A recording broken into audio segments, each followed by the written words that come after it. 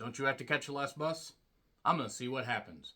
Rye Lane is a Hulu original from director Rain Allen Miller, who's done shorts, also written by Nathan Byron and Tom Melia. Check out their IMDb pages for the full listing of their respective work. And the stars around David Johnson as Dom, that's Johnson with no H and two S's. Don't know why that stuck out to me, but nevertheless, Dom is coming off of a really bad breakup of 6+ years, and he's trying to pick up the pieces.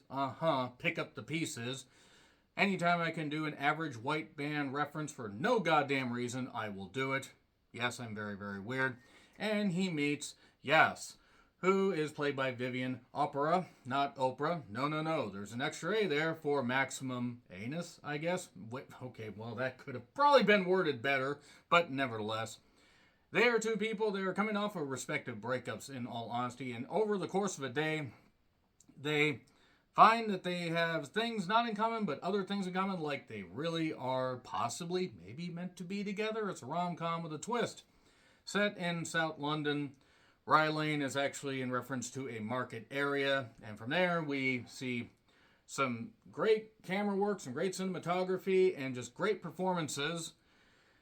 Really, I was actually very surprised by how much I like this, because I have heard some very, very good things about it. I was like, okay, streaming on Hulu and Hulu Original has been pretty good, and anytime I hear that a rom-com or something is really, really good, I'm like, okay, yeah, we'll see about that, because rom-coms, honestly, I'm 50-50 on. Some I like and love, some I just really can't fucking stand. I'm happy to report that Rye Lane is going to be one of my favorite films of the year. How dare you be endearing and charming, Rye Lane? How dare you? In all seriousness, this is great. This is really, really fucking great. It's also expedient.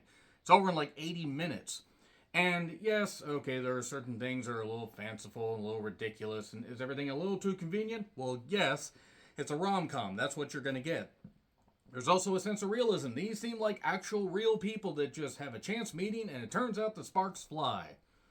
There's some good shit here. Some great dialogue. Some really, really, good performances. And while the other cast members are good, it's really just about Dom and Yas. And we find out respective things about these two that really aren't all that surprising, but the dialogue, the exchanges, and just the way they convey the emotions on their face, how else would they convey them? Possibly through flashcards. They end up doing a really, really good job drawing people in, and Rain Allen Miller and the writers did a great job here. Really, really great job. I absolutely see why people were praising this. It's easy to get through. It's endearing, it's charming, it's really, really, it's a lot of fun. And you might even find yourself feeling all warm and fuzzy. I know nothing about London or South London or really any of the UK in general, so I don't know how accurate this is. I don't know how many chance meetings happen like this. I don't know how many locals act like this, but it's good. It's really, really good. In fact, it's great. It is fucking great. Check out Rye Lane as quickly as you possibly can if you have a Hulu subscription. Great stuff. I am going to get into spoilers. There's not going to be much to spoil about this, but it's really good with great performances by the two leads, David and Vivian. Can't wait to see what else they do in their careers. 3, 2, 1, and spoilers. Okay. So, I did kind of find it funny that the credits, or, the title popped up about 8 minutes in. There's panning over some bathroom stalls. I guess they were stalling during this intro. Yeah, that's terrible. Dom's upset, finds out that his girlfriend's been cheating on him with his best friend, and he's crying in his stall. Yas shows up, and she's got her own things that she's going through.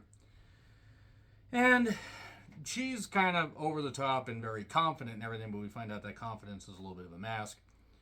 What's your mess? I don't have a mess. Everyone has a mess. And yeah, Dom, he wants to take responsibility for how the breakup happened. But in all honesty, he really needs to understand staying up for himself, because his girlfriend that, dated him for that goddamn long, kind of a bitchy move, especially with the best friend. And it turns out that Yas broke up with her significant other because she was just tired of his shit and everything was about him. Or really, were these just crazy scenarios that they were creating, and does the truth lie somewhere in the middle? I did like the respective, almost, theater type performances of the breakups and other stuff going on. That was kind of cool. The reenactments, that was good shit.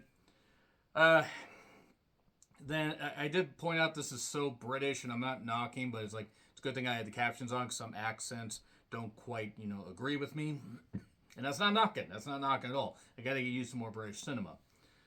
So she basically says, "Yeah, it was a bad breakup. I want to go get a record from his place, so a record that has some meaning." Bit weird, but okay, kind of makes sense. When I had a bad breakup, I had a couple video games that were at this significant other's house, and I said, "Hey, girl, I want my video games back, please." It was Final Fantasy 3, aka 6 in Japan. I mean, and one other one. They were pretty valuable, so I wanted to have them. Moving on. He goes to visit or meet his ex and his now former best friend in a restaurant. And then Yas shows up to basically ease attention and pretend to be his girlfriend, tells a fanciful story about how they perform karaoke. And, that's how they end up meeting. And she said part of the reason that she decided to break up with her ex is because he didn't wave at boats. That was a bit weird. We broke up over A Tribe Called Quest.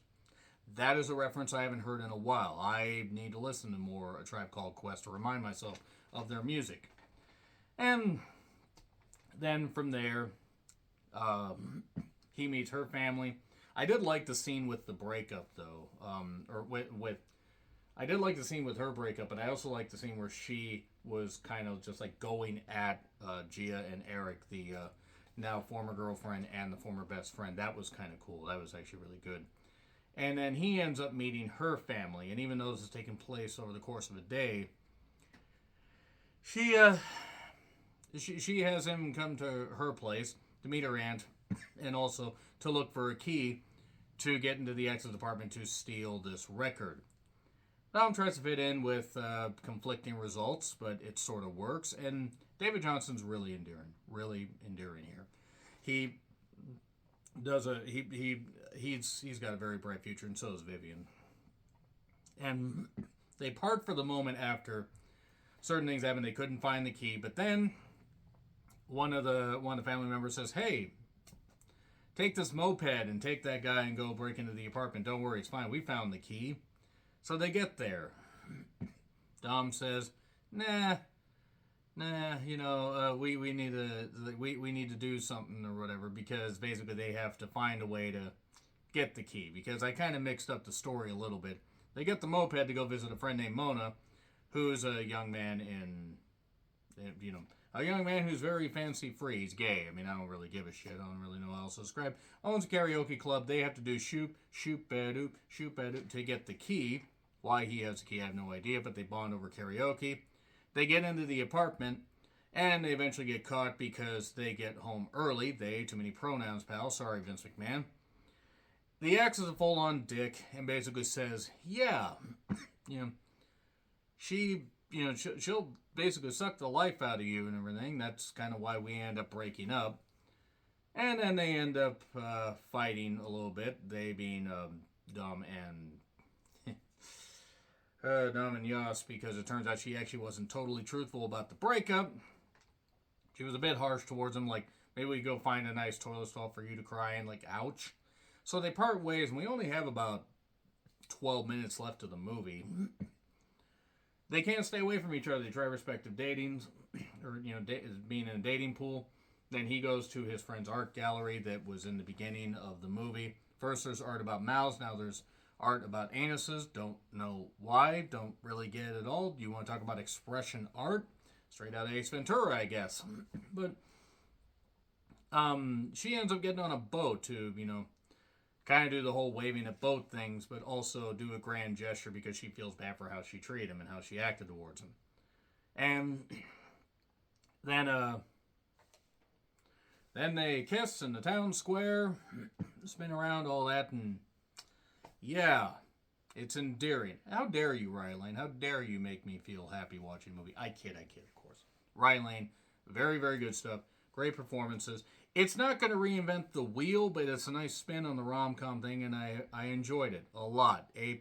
Check it out. It's on Hulu. Let me know your thoughts in the comments. Like, share, subscribe, Twitter handle in the description. I'm John Ritlin. I'll see you soon.